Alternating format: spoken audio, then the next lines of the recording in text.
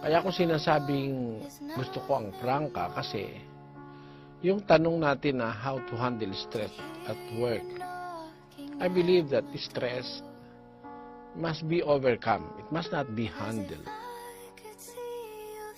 You must not even touch stress. Logically speaking, you must not even put your hands on it or put it in your hands.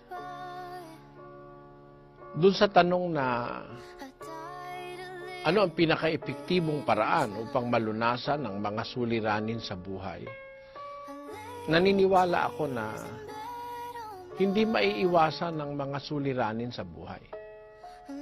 Napakaraming mga factors, circumstantial things that surrounds life na nagdudulot sa atin ng mga iba't ibang suliranin.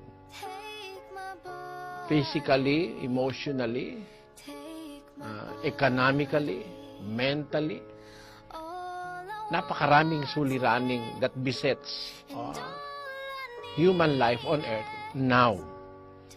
Siguro ang wala lang suliranin na mga taong nabuhay sa mundo sa pasimula ay si Eva at si Adan nang sila ay nasa halamanan ng Eden, sapagkat walang suliranin doon hanggang sila ay lumabag sa aral ng Diyos.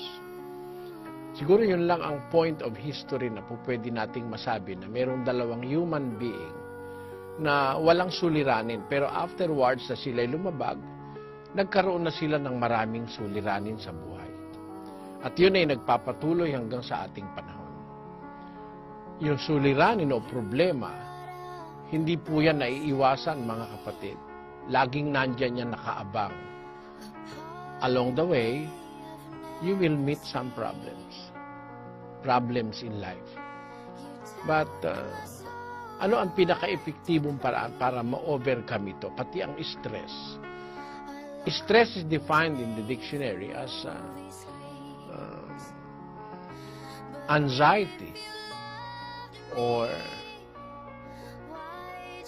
yung sinasabi na feeling of worry, nervousness or agitation, often about something that is going to happen.